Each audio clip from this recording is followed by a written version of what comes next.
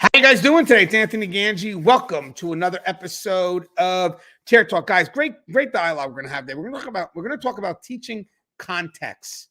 So basically, right now we have a lot of people in the academies, maybe even our mission statements, that throw out these words, but they make no effort to provide context to what those words actually mean.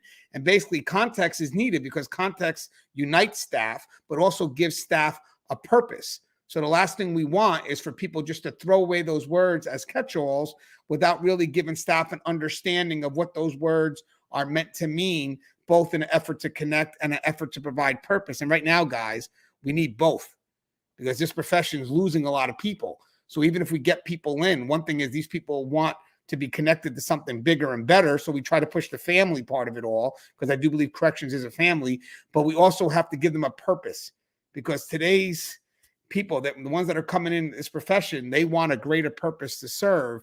And those words, like the key words you find in vision statements, or even what's taught in the academy, like being firm, fair, and consistent, or dedication, commitment, integrity. You know, these are words that can not only connect us together, but can connect us to a meaning behind the work that we do that shows a greater service to others. Now, guys, before I bring on my three guests, I do have three sponsors. First sponsor is American Military University. If you're looking to get a degree, looking for that higher education, please check out American Military University. It's a great school, very supportive of what we do here on Tier Talk, also very supportive of the corrections profession itself. We also have Guardian RFID, from inmate tracking and cell checks to cloud-based business and artificial intelligence. Guardian RFID digitally transforms jails, prisons, and juvenile detention facilities of every size. Visit guardianrfid.com for more information. And guys, check out their YouTube channel because they also have content that we put up there. Myself, Russ Hamilton, William Young, Steve Menard, Greg Piper. I mean, the list goes on. And we also have Thin Gray Line Media. Guys, www.thingraylinemedia.com, specialized publishing for corrections professionals. He's actually working with me now to do my next book, which is called Lessons Learned While Working in a Prison, My Journey from Officer to Administration. And as you can see, that's the back cover there. Guys, this book is moving forward. It should be in your hands, hopefully by the end of the month. And don't forget, guys, Inmate Manipulation Decoded is also available. It's in the link in the description. You can get that on Amazon. But David Schilling will work with you. He'll help you get your message out there, especially if you work in the corrections profession. And it's a partnership. You guys are working together, because just as much as you take pride in your work, he also takes pride in the finished product. So it's a partnership, and he makes himself available anytime that you need him. And trust me, guys, I take advantage of that. And I would, if you're looking to do a project, don't wait too late to contact him, because as we start doing more shows and he's more involved, and once the book gets out, he's going to be getting calls. He already started getting calls now. So it'd be a good chance, if you're thinking about it, to check out that website, see what he's about, see if his pricing works, and maybe you'll be next to me in Amazon on bestsellers. Speaking of a future author, let me get Russ Hamilton on. Russ, hey Russ, what's going on, Russ? How you doing? Hey, Anthony, how's it going? Glad to be here. Yeah, glad to have you, Russ. Hey, Russ, do you mind introducing yourself again to our audience? Not at all. I am once former and retired sergeant from California Department of Corrections and Rehabilitation. I'm also a former senior juvenile correctional officer, and I currently work for a private company, and we do rehabilitation and reentry for probationers and parolees at a local probation department and a local county jail. Hey, Russ, how's Keepers going on Facebook? Keepers of Chaos is awesome. That is the place that you want to go if you want to get really involved in developing your professional acumen, as it were. We cater to everybody that has any kind of job inside corrections, be it officers or be it, electricians, teachers, medical, nurses, all that kind of thing. And guys, you can find a lot of mentors in that page, that social media group, because I see the actions happening all the time on that page. And guys, doesn't matter what part of the profession you're in. If you work in corrections, we're here to help. So very big fan of all your hard work. And it's great the way you moderate it too. You keep the dialogue professional. You let people know that they're welcomed, and you encourage people to ask whatever questions where, again, what is it? The dumbest question not asked. Wait, no, the dumbest question is the one not asked, or something. something like that. Something But like that. you We know, all know what we're saying. You know. there we entertain anything that anyone wants to ask, and we will find an answer for you, guaranteed. Yes, and they do it respectfully. Joe, what's up, Joe? Evening. What's up, brother? Joe, you got to introduce yourself, Joe. What's going on, man? I am Joe Pomponio. I'm a retired lieutenant from the Texas Department of Corrections of 29 years and 8 months. I'm also a retired police officer of 20 years as well, and a reoccurring panel member here at Tier Talk, man. Having a blast, living the dream. Yes, it's always good to have you, Joe. Always a pleasure, man. And you're right, you are a recurring member, so it's good to have you always available when I need it. It's sort of like last minute, but always thank you for always stepping up and coming on. And we also have my partner in crime with my next book we have coming out, Dave. What's up, Dave? Not much. How you doing? Good. You mind introducing yourself, please? Yeah, my name's Dave Schilling. I live and work in Rochester, Minnesota. I work for the sheriff's office here at the local jail. Been doing that about 16 years now. And just started this company, Thin Gray Line Media, working with Mr. Gangi here to get his next book out. Pretty exciting stuff going on. A lot of stuff going on. Can't believe you said Mr. Gangi. Yeah, that's So formal. yeah, So so proper. formal. Yeah. All right. So just real quick, guys. So this is going to be a great discussion we're going to have today. So basically, we're going to talk about the importance of teaching context. Now, guys, the reason why you got to have this discussion right now is because I think this can help in getting our numbers where they need to be, guys. I mean, be honest with you guys, we don't want people in this profession for superficial reasons, right? I mean, obviously, it's got to be more than just the money, because in the end of the day, the stuff that we have to do, money's just not enough. So you want people to feel that they're part of a family. I think that's big, because that makes the sacrifices worth it when we feel that we're part of a family. So you're looking for unity, but you're also looking for a purpose, something that connects to that individual, that brings them into this profession where they feel that 25 to 30 years is going to be worth it. Now, I know there are going to be a lot of old timers here that are kind of disenfranchised with the profession. I get it. But you know what, guys? It's intentional to always to make an effort to find something good. It's very easy to find something negative. But I bet you if we did a list where I put a plus on one side and a negative on the other, and I told you write down a list of the positives on the left and a list of the negatives on the right, you would find more positives. I think you would. And then for the negatives, you would find that some of those negatives we have no control over. The only thing that we can do is change our attitudes and our effort towards the things that we cannot control and focus more energy on the positive. And I think part of that really does with this context. You know, the context of what we're teaching in the academy, and for managers or leaders that are creating those vision statements, what are we really putting up there? You know, what do these words really mean to the agency, and how are we going to use these words now to bring people in based on what it is that the agency expects? Because guys, here's the thing, guys. These words are chosen for a reason. If someone comes into this profession, they have to find something about them, something that they're looking to achieve, and they have to find a way to align that to the greater vision. So we have to find a way to connect to those individuals and bring people in on a like-minded just cause. Think about that power of those two words, a like-minded just cause. So now, not only are we a family, but we're all in it for the right reasons. You know, and I think that adds to it. Now, the reason why I'm thinking about context, besides the fact that it touches in my book a little bit, we do have a section on this, is that a while ago, maybe about a year or two ago, Russ made a very good discussion about the term firm, fair, and consistent. So this is where it kind of started the dialogue about what we teach. What does it really mean? Like, are we all subjectively interpreting it, or are we doing it where all means the same to all of us in an effort to connect us and find some purpose? So when I had my meaning of firm, fair, and consistent, Russ was quick to challenge that meaning, because Russ felt that it meant to him something different.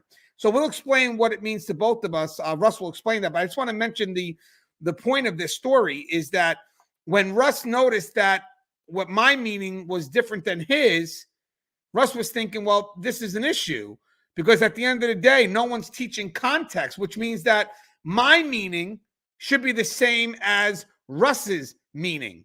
especially in this world, because in this world we have to be on the same page. So just to kind of elaborate first, Russ, do you mind explaining the differences in how I saw it and how you saw it, but then that revelation about, you know what, well, if we see things different, are we just throwing away these terms? Yeah, this is one of those things where, I spend a lot of time actually in a lot of the different correctional forums. And one thing that I noticed over and over and over again was that, every time that some new boot would say, hey, do you guys have any tips? And then people would just say firm, fair, and consistent. And, that person is left then with a whole lot of, subjective thoughts. Firm, fair, and consistent. What does that even mean? What does it include? What am I supposed to take away from that? And so it became this thing where people were not just answering that, but they were saying, well, yes, you must be firm, fair, and consistent with the inmates.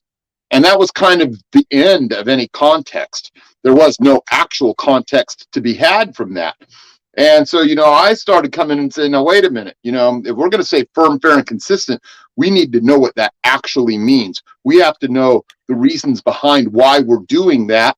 And we also need to know from which angle we're actually viewing this thing from. So to me, when I think about firm, fair, and consistent, for me, those are the guideposts that I use for myself. It's not for the inmates.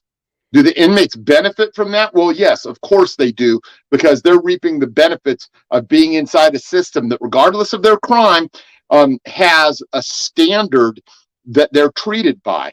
But that standard is what we use so that we stay within the bounds of the oath that we took and within the bounds of the law, case law, and as well as, policy and procedure.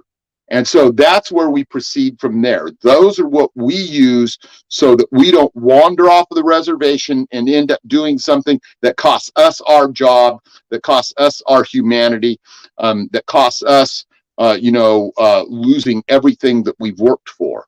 So for me, it's all about what we're doing for our individual selves as part of that correctional family that you just mentioned, Anthony. And so I think that, adding that type of standard, adding that type of context, adding that type of meaning to what we're doing fleshes it out so that the youngsters have a reason to actually say, yes, I want to follow that. I want to be firm, fair, and consistent. Firm, that's already identified for us. We have a standard that we treat the inmates by and that we have to act on with regards to law, policy, and procedure, and even case law. So we've got that, fair. Well, what is fair? That's also dictated by the law, right? We have to give them due process. We have to give them X, Y, and Z because that's their rights. And we can only take privileges under certain circumstances.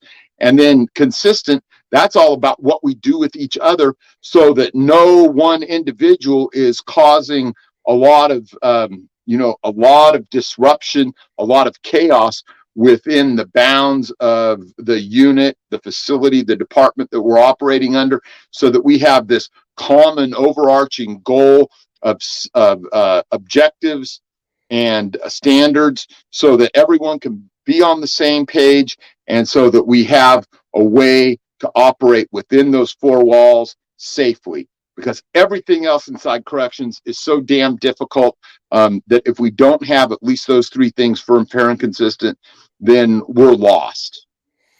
Yeah, and I want to give an aha moment on top of that, because now, mind you, my meeting was something different. My meeting was just on how being firm, fair, and consistent has to relate to dealing with the inmates. Now, look at all the stuff that I'm eliminating by looking at it just from that perspective. My perspective was geared towards the inmates, where technically it should be about myself. It should be about, what I need to do in myself to be reflective of the agency and what the agency would expect. So think about how that shift in judgment matters and gave me the aha moment, because here I am thinking everything I do now is really working for the inmate, when Russ was able to say, no, don't filter it like that, because that's going to leave you up in the air and that's going to leave you a bit vulnerable. Filter it this way. Filter it through you, but in an effort to filter it through you, what are you being consistent towards? You're being consistent towards the team, the agency. What are you being fair with? You're fair with basically how you have to carry things out, in general, how you have to carry things out. And again, being firm with yourself to carry those things out.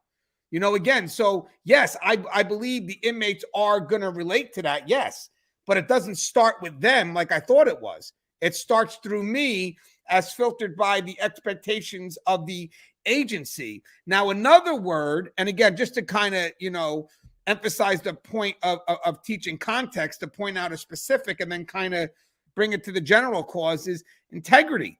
Integrity is a word that's thrown out. And when people answer it, it's like, well, integrity means doing what is right, when no one's watching, or doing what's right. And, and I get it. It makes a lot of sense on the surface, but I don't think anybody has ever asked what is right to you.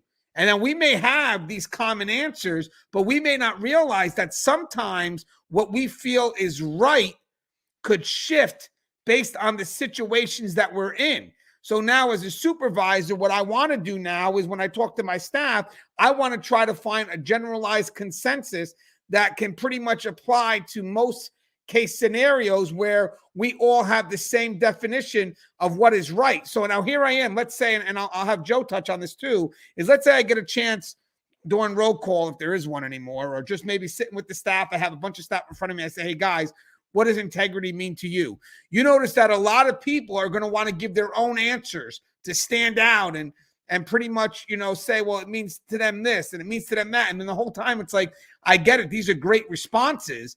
But the problem is I don't see any consistency with what you feel integrity means and what they feel integrity means. But more importantly, on what the agency may feel integrity means. My objective at this point when having these meetings is to provide you enough context so you understand how to filter what integrity means. So now when someone asks you what it means, we're all consistent with that definition as it's supposed to be, as filtered through the expectations of what the agency expects from you. And I think, Joe, this is a good point, because when we go to teach context, and again, it's unity and purpose, I think is part of why we're doing that. But when we go to teach context, it has to be filtered through those levels of expectation that the agency expects. And for the people to think that it doesn't matter, of course it matters, because it's what the agency expects us to do during these moments where, our perspectives could shift. So again, just for an example, and if you could bring it up to that consistency level of working together, even a word like integrity could be subjective, correct? Absolutely. Integrity, integrity is subjective to every individual. As an example, when I used to teach the academies, I'd ask, how many, by raise of hand, how many of y'all feel you actually have integrity? And everybody would raise their hands. And, I'd pick 5 or 6. Okay, so why do you feel you have integrity? Why do you feel you have integrity? And generally you get the same answer, because I always do what's right. So at that point I would actually use an offender, and say, okay, well, this offender witnessed 2 other offenders get into a fight and he didn't say nothing to nobody. So I asked the offender, I said, okay, why didn't you speak up? Well, it's because I don't snitch. Why don't you snitch? Because it's the right thing to do. And at that point, that's what I would kind of relate. Okay, what makes his integrity different from your integrity? So integrity is subjective. The main objective is to apply consistency through what if scenarios, always role playing with your staff, and make sure that the consistency that you obtain from your staff aligns with the agency policy and the mission standards and their mission statements. Once you achieve consistency throughout the entire shift and everybody's on the same page, firm and fairness comes with that. It will automatically follow that up no matter how you go. But just to say, I have integrity and I'm firm, fair, and consistent, that's bullshit. My dog's firm, fair, and consistent every day, faithfully. Let me outside or I'm going to take care of my business on your floor, So, unless you put context with it, and some of these younger minds, you got to kind of invoke that in now. You got to kind of drag it out of them. It's not like, the older generation where we automatically just accepted it and we processed it and we knew right off the bat. The younger generation, you got to kind of, sorry about that. I got a medium custody cat crawling across my lap trying to invoke a use of force. I think your cat got jealous when you mentioned dog. Yeah, probably. But if you don't apply context with your definitions, they basically mean nothing. You have to have some sort of context to follow up with it.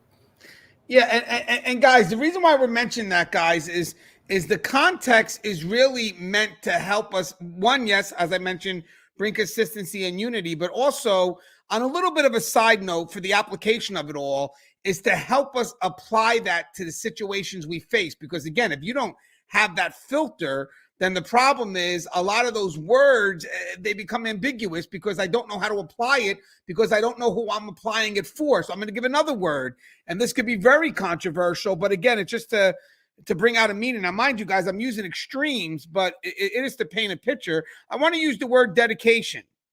Now, for some people, if I ask them what dedication means, they may say, well, I'm dedicated to my boy Joe here on the front line and my boy Russ here on the front line. I'm dedicated to my officers to the left and right.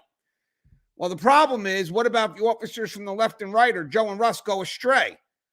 I mean, does that dedication carry out to every situation that can happen between Joe and Russ and, and the people to your left and right, the front line? So is there another higher level dedication that we could filter it through that can help us deal with situations that could be what Russ and Joe, are doing wrong? I mean, so basically it's like, well, if I ask you what's your dedication, some people may answer and rightfully so say my dedication is to my officers here or whatever. Some may even say, well, my dedication is to the agency.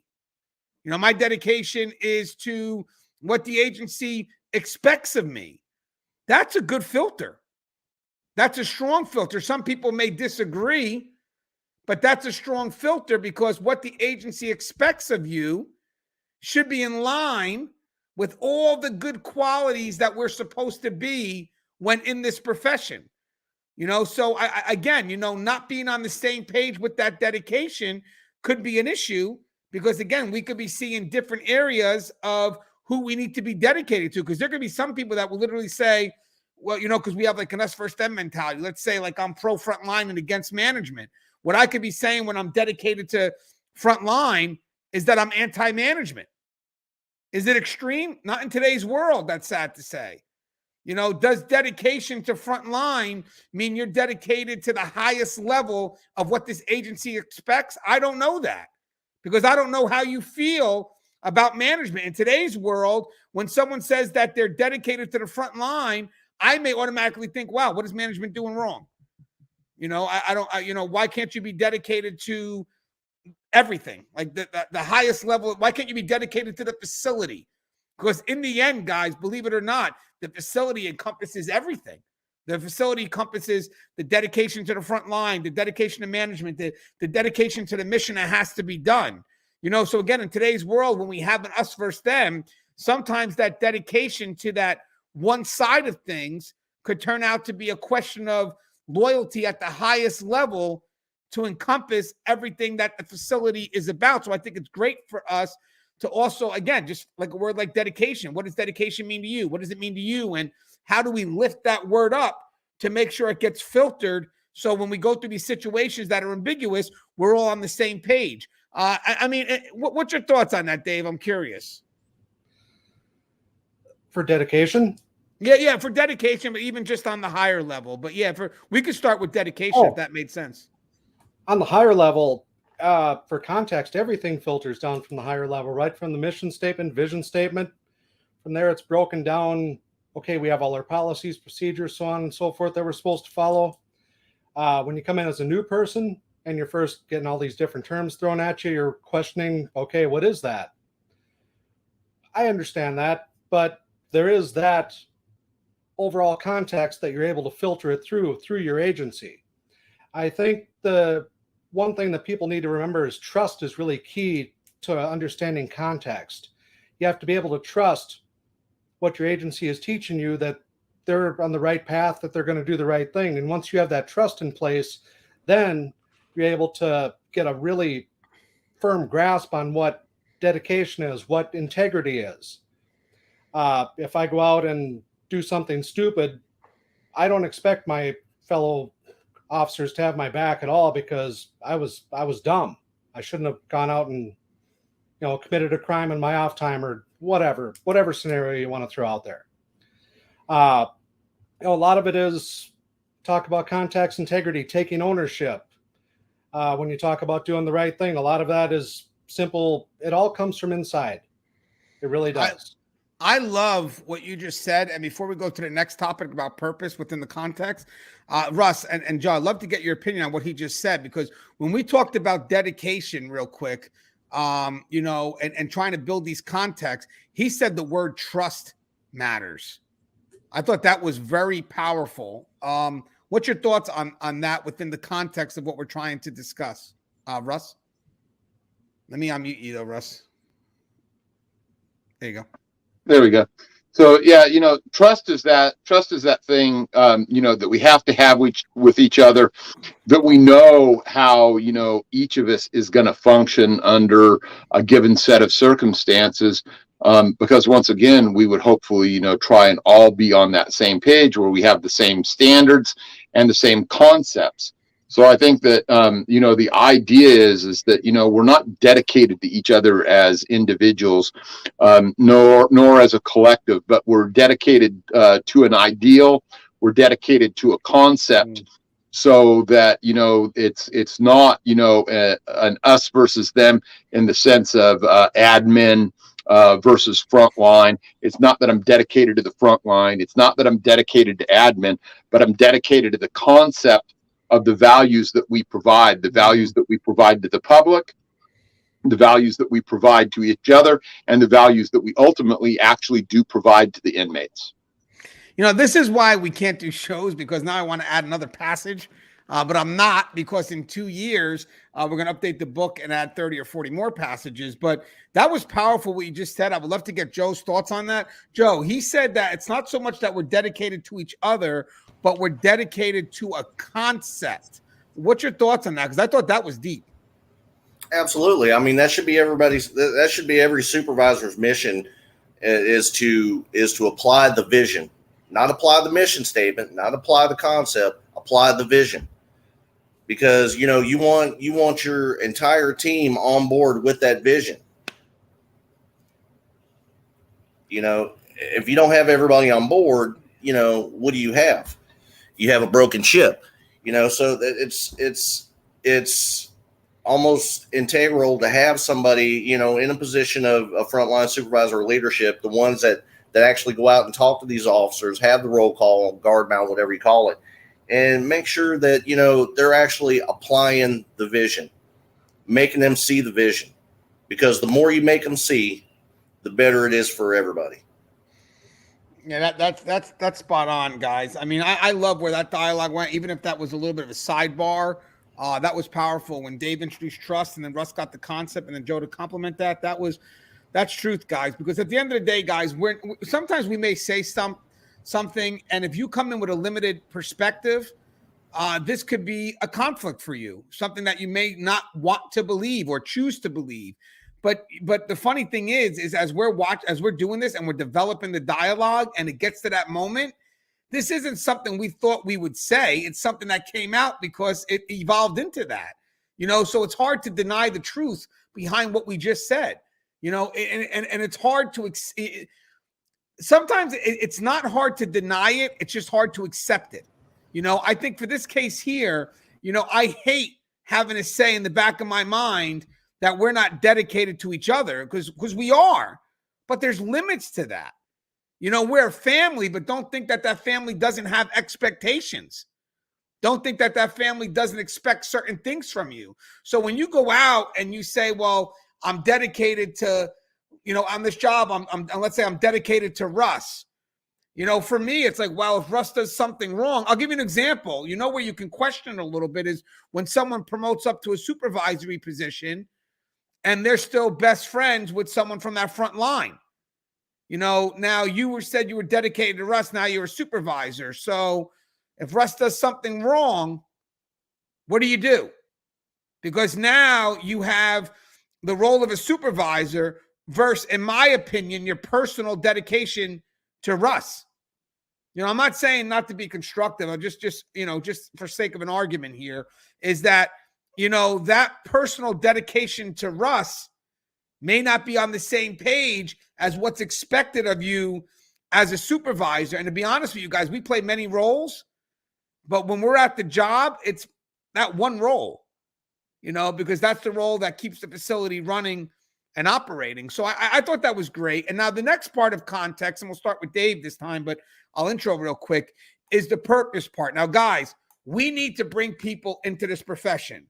And for some states, it's not as inviting because most people are motivated by external incentives as opposed to be inspired. So what we need to do is do what we can to inspire people to be pushed forward into this profession, or actually inspire people to be pulled in. I think that would be better, be pulled.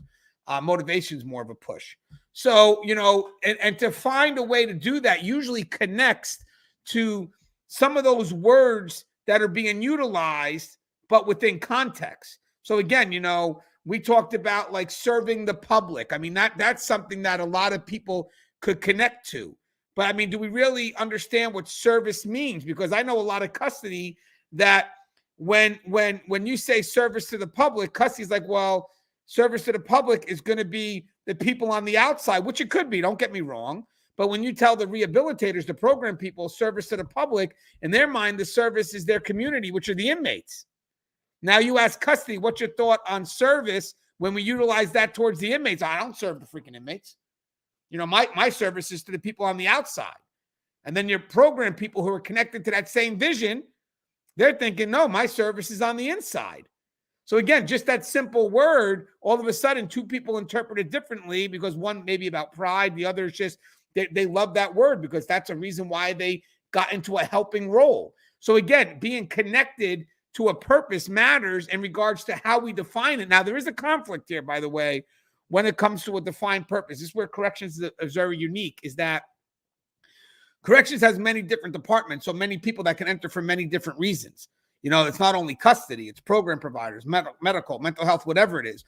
So it's very hard for us to find something consistent that could build all these people into one family that operates under that same unified meeting.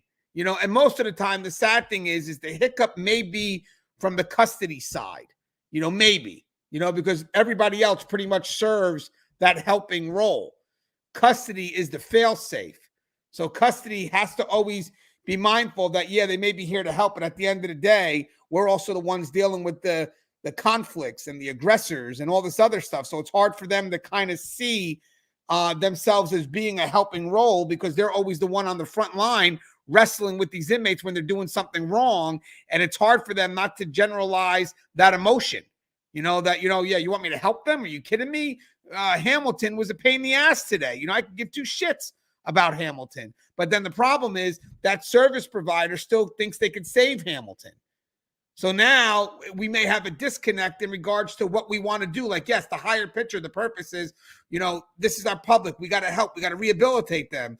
And custody's like, well, Hamilton's a lost cause. But the religious chaplaincy said, well, this is just a challenge. We can change them.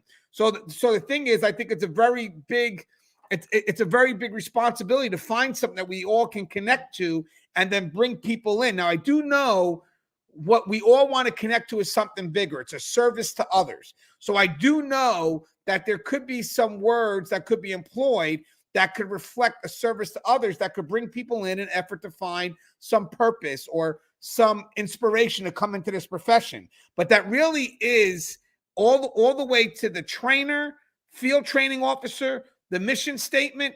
Guys, be careful when you just throw away words without the direct meaning as to how I can apply that to my life, my purpose within the parameters of the vision of the agency. So real quick, Dave, is basically when it comes to that purpose, my thing is that I want to get like-minded people to some extent to come into this profession for the right reasons. I want them to grow, but I also want us to be on the same page in what it is that we're trying to pursue in our effort to achieve the mission. So my objective is to make sure that when I apply context to the words that I'm providing, like dedication, persistence, safety and security for the community, whatever, service to the community, whatever it is, that it aligns with their values, their core beliefs. And then I can go ahead and utilize that to motivate them to say, hey, guys, we have what you're looking for. And eventually, hopefully, the motivation becomes inspiration when they connect to it. But what's your thoughts on context being used to help give someone a purpose to connect them to this profession at a very, very deep and unshakable level?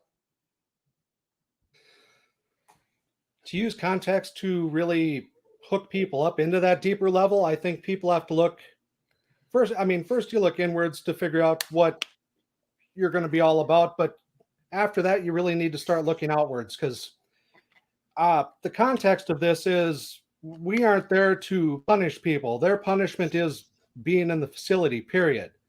That's how that works. Yeah, we protect the public, safety, security, hygiene, cleanliness, enforce the rules, all that other good stuff.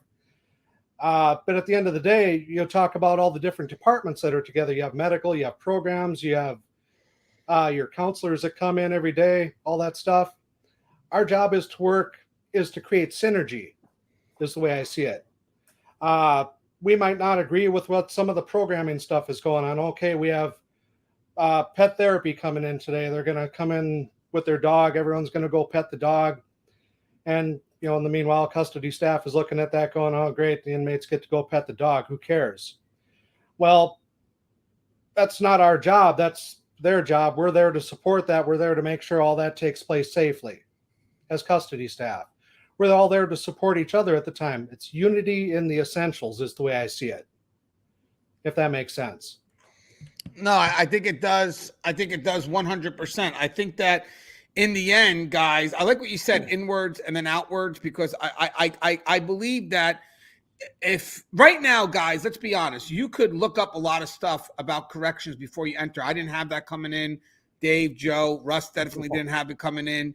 So there are research tools now, social media, the Facebook page that Russ does, the group anyway, that can really connect you if you ask the right questions. And sometimes you notice, guys, when we're in these Facebook groups, I'm sure Russ can explain, some of the people that are asking questions, they're asking the why behind the things that are being done. And the whys are our chance to connect to these individuals and to bring them into this profession, to find something that shows that greater level. So for anybody that ignores the chance to answer a why from somebody that wants to come in this profession, or somebody that's new to the profession that's trying to get more involved and wanting to stay, you're losing out on incredible time to, one, connect, but two, to give something to this person that's long lasting and truly starts to work on that inspiration of because people are inspired by a why. They're not inspired by a what or a how. They're inspired by a why. So if someone asks you that chance and opens that window and you refuse to ignore it or minimize it,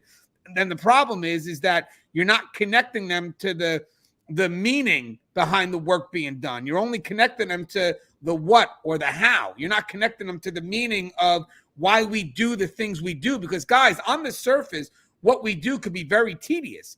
Watching a person do tours, do searches, I get it, very tedious. But you can get that one instructor that can go up to you and say, hey, but let me tell you why we do it, why this is so important. That search you did yesterday just saved David's life. If you weren't doing that search, Dave wouldn't be here today.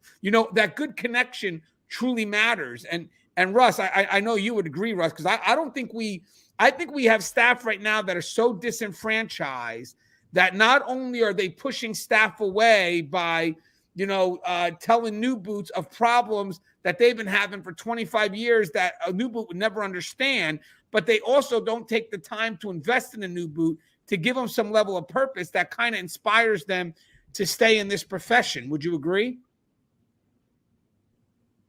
Yeah, absolutely. It's, the why just happens to be that thing that exists, at a higher level of understanding. It's really the difference between, just doing something in a rote fashion because that's what we've been taught to do. That's what we've been told to do. That's what separates, the corrections professional from the knuckle dragger, as it were, because these are things that we engage in as concepts. What is the why of what we do? Well, the why of what we do ultimately is public safety. That's number one. the other things that we break down, the other things that we do in that function on a day-to-day basis. The reason we do the searches, for instance, is in order to what? It's in order to, intercept contraband and bring it off of the line. And it's also to dissuade inmates from wanting to have contraband. And so, we can break these things down into principles and higher concepts of learning in order to give people not only a better understanding, but a better chance to develop better policy, better procedure in ways that are going to ultimately impact things at that higher level. So I hope that explains it. That's the way I try and look at it.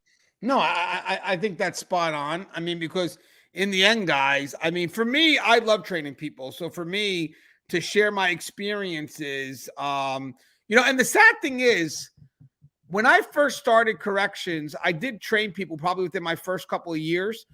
It just happens to be sometimes, especially if you're training people on second shift, you could just be the person on post and, hopefully you're good at what you do. But sometimes you may be training somebody new and, I always looked forward to it. But I'm trying to think of how many people asked me, even as rookies, why. I mean, most of the time they were more curious about what had to be done or how it had to be done. I don't know if many people asked why. So I found it incumbent on me because I learned that within my first year. That will be explained in my book coming out. So as a rookie, I always asked why right off the bat. And I think that's what led to me to also not just have a purpose-driven career, but also to have a very insightful one. Because once you start asking why, it's like a kid, you never stop. Because why is where the quality of the answer is. It's where it's no longer boring because now it's a story you're connecting to. So again, if you're a new boot in this profession, I mean, yes, purpose 100% because purpose is within the why, but ask the why, guys, because if you're not asking the why, and if you're with a senior officer or senior staff member that doesn't want to give you the why, then find somebody else because there's somebody there that's waiting for them to ask the why. In my career, real quick, I met a lot of officers that would always be willing to share their story if they were asked, but sometimes they got caught up in the routine of just people asking the what or the how that they didn't even realize the why mattered. So they would go through the routine, be bored with it, and just say, okay, this is what you got to do. This is how you got to do it. And then you get the one rookie that's like, hey, but why do you do it that way? And all of a sudden the senior officer face lights up. Like as if they never heard that question before. Now they're very involved with this rookie. They're sharing stories, sharing experiences. And then here's the cool part. When the training's over, that senior staff member loves that rookie because just as much as the why was valuable for the rookie, sharing their life experiences has tremendous value for the senior staff member as well because it gives them a chance to connect, but also to share something, to create that legacy. And again, to not take advantage of that. I don't get it. I really don't get it when you have a rookie that wants to know more, asks you why, and if you've been working in this profession for 25 years, I don't get it how you not want to share something onto that individual. I don't get it. And on the adverse to that, in all fairness too, I don't get how rookies come into this profession, think they know it all, and then don't want to ask why to someone who's been doing the job for 25 years. Joe, what's your thoughts on all this? Because there's a lot here.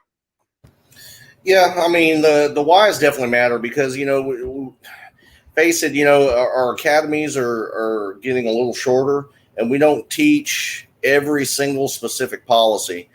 That's why the whys matter. The one thing that used to burn my ass up was when I hear somebody answer a why with because that's the way we've always done it, or because it's policy says so. Explain to them, why does the policy say so? The policy says that all doors must stay locked at all times. Why? Because we don't need somebody traveling from one area to another. Inmate leaves here, goes to here, gets beat up or assaulted or God forbid killed because you didn't have these doors locked. Then we have an issue. The whys definitely matter. And, I love the way Anthony predated all us, pre-internet dated us and threw us all under the bus as being older than dirt.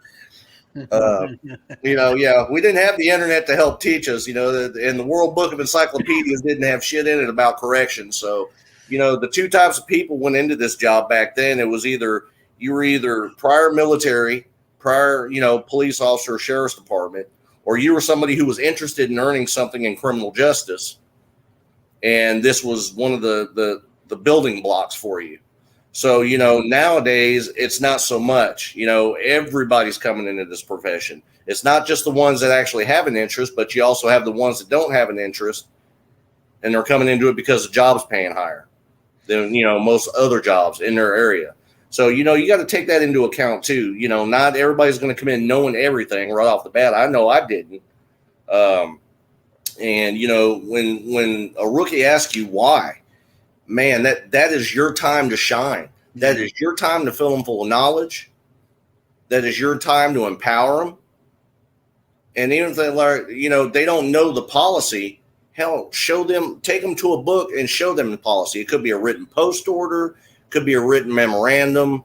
Like I said, the one thing that just burned my ass is when somebody would answer that question with, because that's the way we've always done it. Yeah. Oh Lord.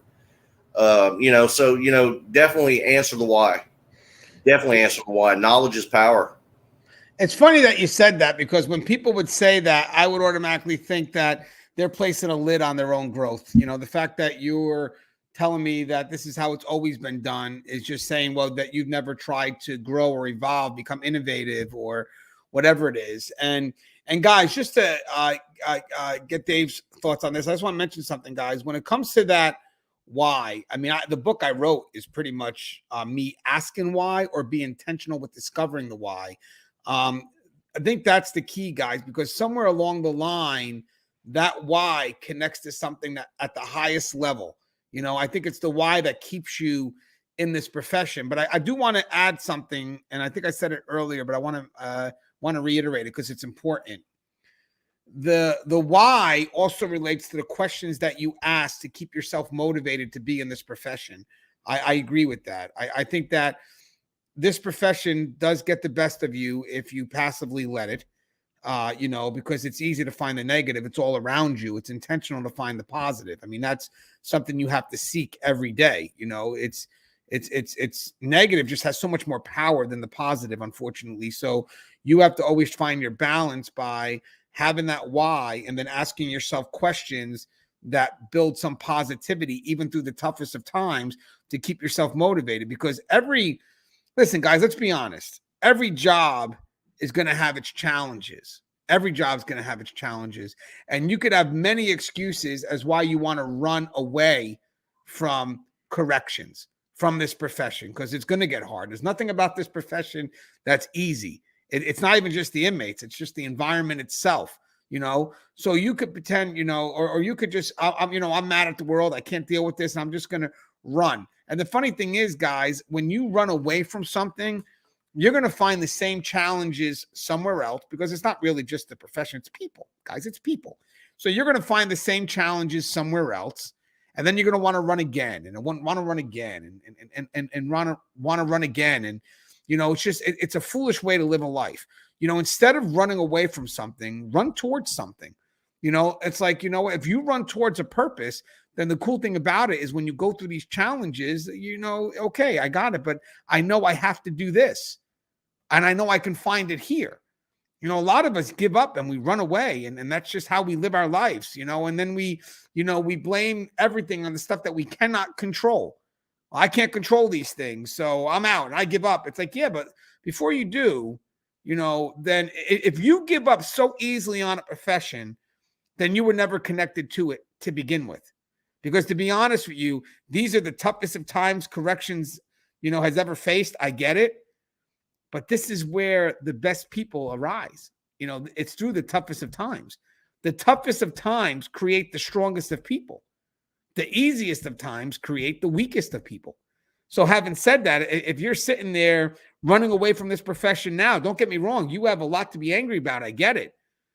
But if you have someone like myself or Joe or Russ, whatever it is, that we're purpose driven and we know that there's something here regardless, the moments where we run or run away, we're more founded by the purpose that we have. It's like, no, I can't. Not today. Because everything I've invested so far tells me that there's something here. So what I'm going to do during these toughest of times is I'm going to look for that.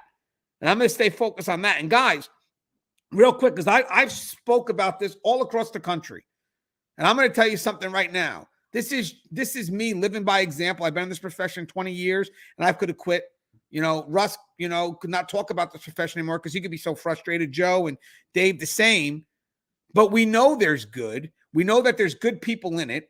And we're focused on trying to bring them this intentional message of the good that's behind this profession. And when I teach people this and I say this, and they're like, well, how does that apply to me? That's for you to decide. That's not for me to decide. That's not for me to tell you how you're supposed to live your life and where you're supposed to find the good. That the life is not that easy. No one told me that. They just said, hey, you got to have a purpose. And I was like, okay. And well, let me see what that means. How can I apply that? So all we have here is words of wisdom. But the magic is this, guys. Before I get to Dave, the magic is this. Good leaders empower, which means that we delegate the what, but we push down the how.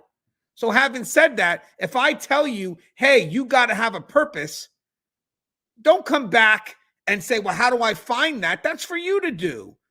You just need to know that there's a purpose there, but I can't find that for you. That's for you. But that's intentional hard work and effort, But again, those are the two things you can have control of. Everybody says, well, the shit that's happening in corrections, man, I can't control it. I want out. Guys, the shit that's happening here can be found in any profession. So having said that, what are the two things you can control? Attitude and effort. So shift your perspective and find something positive. Finish out your career.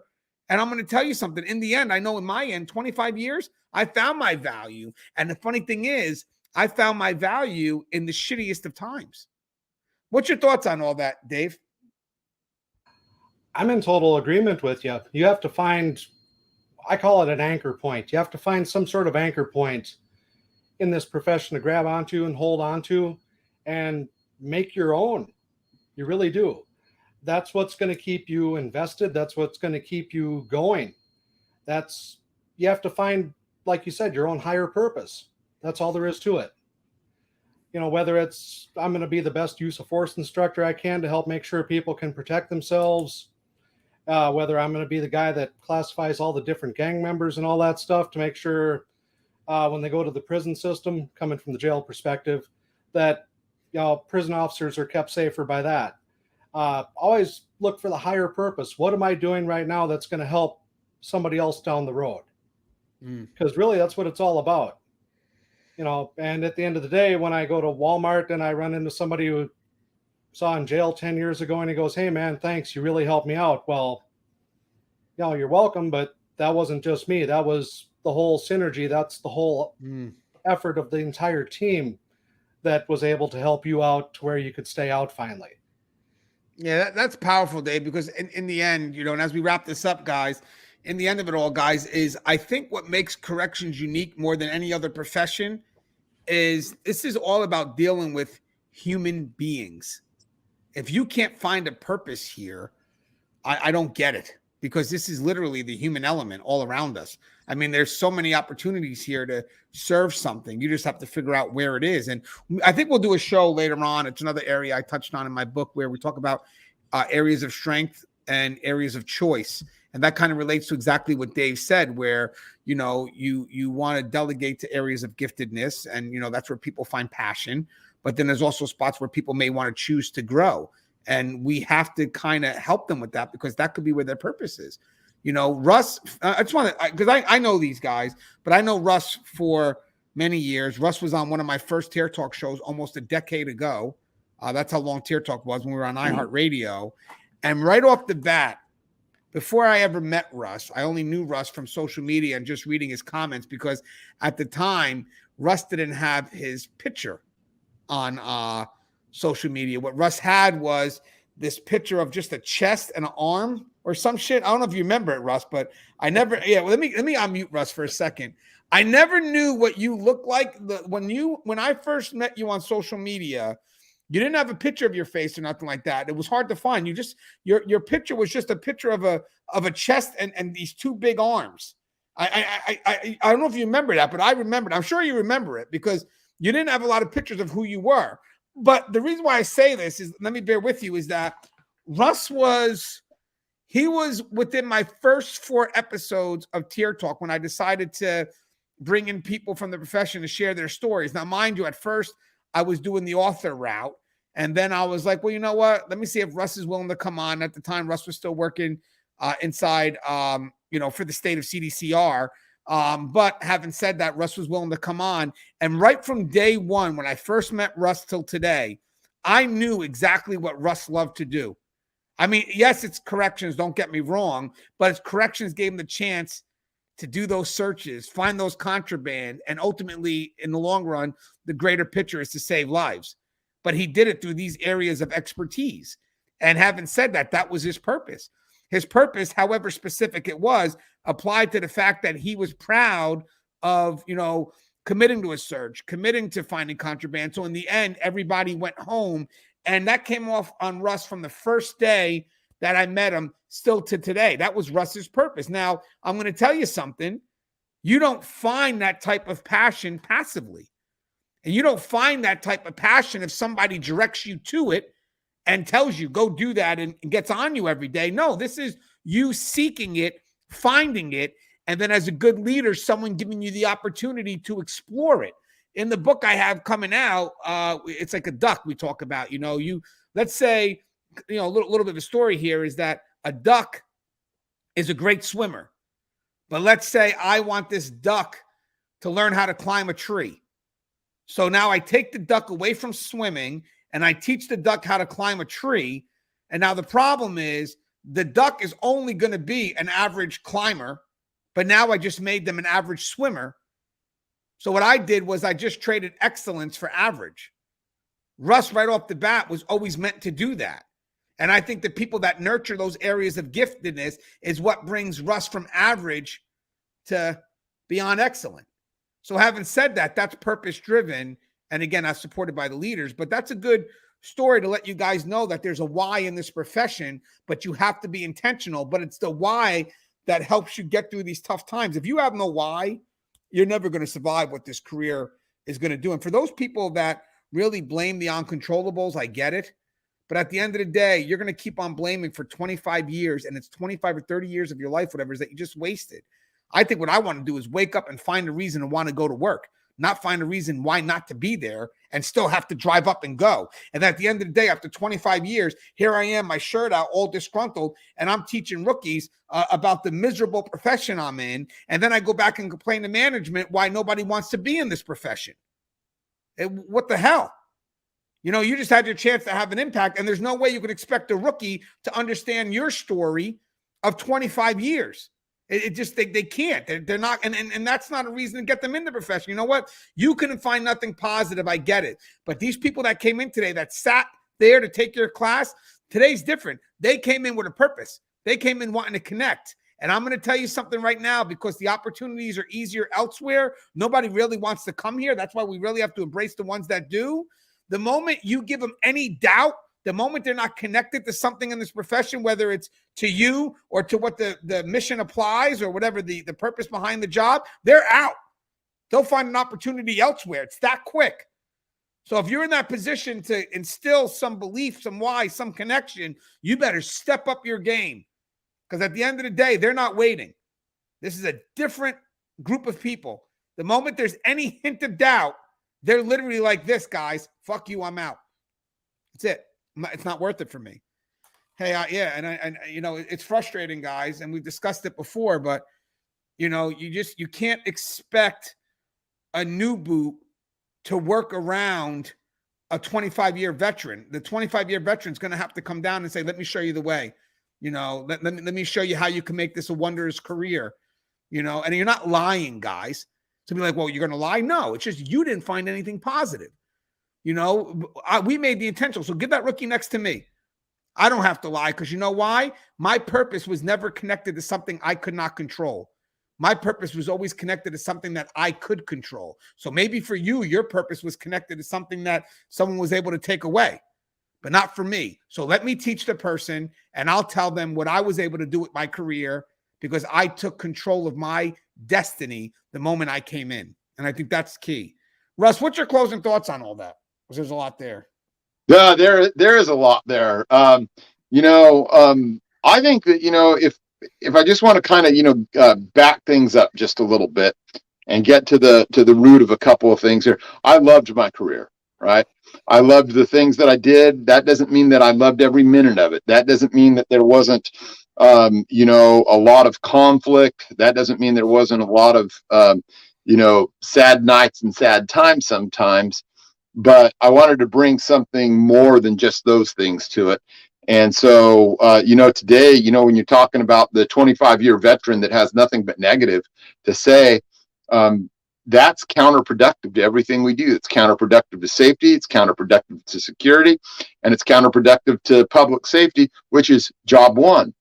So, I think I'm just at a point here of just, wanting to bring the best of everything that I've got to bring to try and get people to get enthused about it.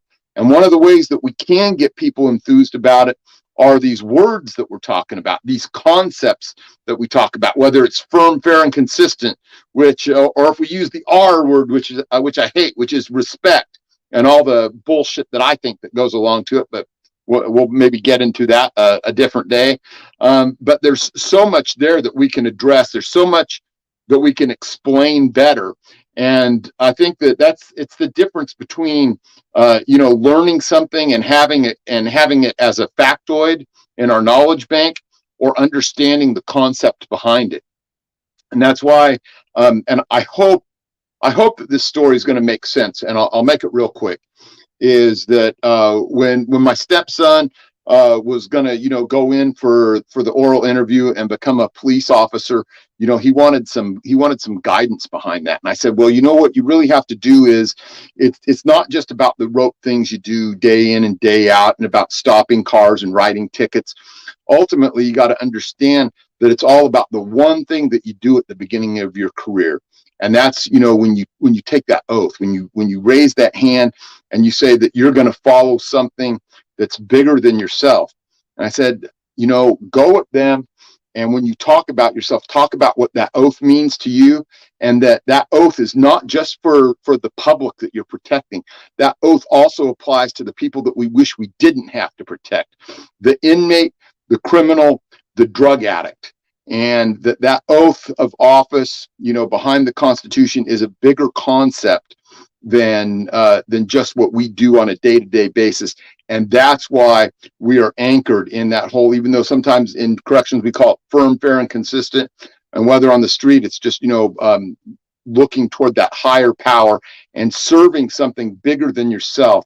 And I think that that's what allows you over the course of a career to stay rooted, to stay founded in things that are principled, going back to the integrity word, doing what's right. And I just think that that's what we have to get back to in teaching these youngsters. And it's the older guys that got to do it. They got to bite this back off again and decide that they're not just going to be, insufferable and just do nothing but engage in negativity. And I hope that makes sense. No, it does, and it's powerful, and it's good to see that we're on the same page because, as I said, for me, it's connecting to the people and then connecting to the profession. So even for a rookie, even for the outside, like I knew when I had to defend, when I was doing my best to defend this profession, and even on national television, I've been on national television a few times doing it as well. I knew that people have this bias towards what we do. So I wouldn't be able to get through that barrier. So the only thing I could do is introduce them to the people that work in this profession. And then say, well, I met Russ, I met Joe, and they're good people. So I'm sure they wouldn't be in a profession that does these things, and then next thing you know, connecting people to the profession through the people first matters. But it also happens that people being introduced to this profession to work. A rookie comes into this profession, that family thing does matter, especially in this world. And what they're doing is they're looking to connect on the human element. And most of the time, because I know what happened to me, you stay because of the people that are around you, but you also leave because the people that are around you. Most of the time, people leave a profession. It's not because of the job. It's because of the people that are around them, above them, next to them, whatever the case may be. So on the adverse of that is people remain in the profession because of the people that are around them. So having said that, when we don't have enough people in the profession, we have to ask, are we also doing enough? Like, am I giving someone enough of a reason to stay in this profession by welcoming them, you know, by connecting to them and letting them know right off the bat that they're not alone. And you know what's funny? As I've evolved and I've learned, like I know it takes a while for us to earn trust. I get it. So if I'm new and I'm coming in, I don't expect Joe, who's a senior cop, to trust me right off the bat. But as a rookie, I should be able to trust you. You know, I mean, I think that is important. Now, for me, as I moved up, I can add something to that. As a correctional manager, because I oversee a lot of areas with experiences that I don't have. So I do have to trust in my department heads, and people like, well, can you trust them blindly? The funny thing is, as I moved up, I think distrust is earned.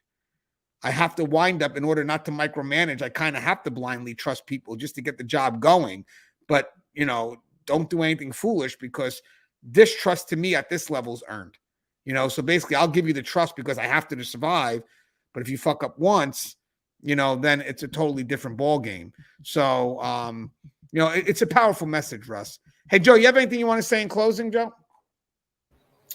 Yeah, you know, trust is a two-way street, and then it's important for a good relationship. You know, coming in, you know, like you said, you know, we didn't have all the opportunities they have now, but you know, in order to make it work, and like you said, you know, corrections. I mean, hell, it's not just corrections anymore. It's police officers, police departments, sheriff's departments. Hell, even the military. You know, these guys are getting out and leaving at an alarming rate, and there's not enough bodies to fill the voids. You know, and the ones that we have left are being worked, you know, so short that, you know, there's no reassurance that things are going to get better. And you got to have the right people with the right mentality, you know, in those positions that are willing to clearly and positively communicate the vision and keep that enthusiasm going. Because, I mean, you know, you think about it, you know, everybody comes in and the first thing they pitch is the benefits of the job. You know, you get so much time a month. You get, you know, in Texas, you get, if it's just for the employee, you get free medical. You know, there's all kinds of good perks that, you know, 18 and 19-year-olds really don't give a shit about because they're opportunistic at that time. So therefore, you got to have somebody who can clearly communicate the vision in a positive way, keep the enthusiasm going. And, you know, trust is a major issue. You know, you got to have trust for your staff, and your staff has to have trust for you. So, you know, if you don't have trust flowing in both directions, you really don't have much to start with to begin with. So, you know, having people in the right positions to promote positive, enhancing benefits about the job and keep that morale up, keep the enthusiasm going it's crucial, especially right now in these times. It's absolutely crucial. Yeah, and guys, what Joe is saying does connect to the topic in regards to the context, because again, if we're not taking advantage of teaching the context, then there is no connection, because you can't expect to connect to ambiguity. Here's a word, learn it. Here's integrity, learn it. Here's dedication, learn it. And you never take the time to tell somebody what that means to you and how have you been able to apply that to this profession. I mean, again, there's two parts there. What does that word mean to you? And how did you apply it to this profession? And when someone asks you, well, what do you mean about that application? It means two things on that too. It means, how did you apply it to benefit the team in an effort to be productive for what the agency expects? So, I mean, there's a lot going there, but it's an effort to bring that level of consistency, because it's the context that brings us together, and it's the context that drives us forward with the proper, motivation at first, but hopefully it turns into inspiration. Hey, any closing thoughts, Dave? Not a lot off the top of my head, just taking in the whole thing with trust and everything. I think you hit on a lot of good points, actually, when you're talking about senior staff and the influence that they really do have on the new people coming in. I've seen it over time. I mean, I remember starting when I was brand new, and there's the guy that's been there 20 years, and he's, you know, got his calendar counting the days down and can't wait to get out of this damn place, blah, blah, blah. And I remember instinctively shying away from that guy quite a bit because he was so negative to be around. Nobody wanted to work with this guy. And at that point, I decided when I got my time in, I'm not going to be that guy. So my whole thing these days, take the new people aside, tell them, ask them, what do you want out of this? What are you looking for? What do you want to do? What do you want to be? Where do you see yourself? And try to get them thinking a little bit, try to get them looking, first inward and then once again, looking out, trying to find some greater vision, some greater goal. So far, I've had some pretty good success with that. So we'll keep running with it. Yeah, I think that's spot on, Dave. I mean, again, in closing, my thoughts are simple, guys. I mean, everything we talked about, even towards the bitter end and the closing, really comes with the context. Because I also want to add one thing, I might as well just, in the same perspective, is context and teaching that is also an investment of time. It's not spending time, it's an investment of time. Because in the end, if I teach you the context, if I teach you the meaning behind what I do, the why I do it, then think about what I'm expecting in the end. I'm expecting you to get something positive out of that. It's a return of investment. So again, context really from the get-go sets a great foundation that can give the person a chance as they move in this field to have some value when they apply it. I mean, context gives a great foundation to build from. So when you have to apply something, you're filtering through these core values that have literally have the best foundation for you. Good, strong core values that relate to the team and the agency as a whole. So at the end of the day, when someone gives you that word like dedication or integrity, we're all consistent with what it means and then what we expect, the why behind what we expect to get from this career. So as always, guys, the show is Tear Talk. If you haven't, please subscribe, interact, engage, comment, hit that bell. Bell's going to notify you every time I post a video. Stay safe. Wait, real quick, before we go, Joe, did you put on your ear? I heard that. Okay. All right.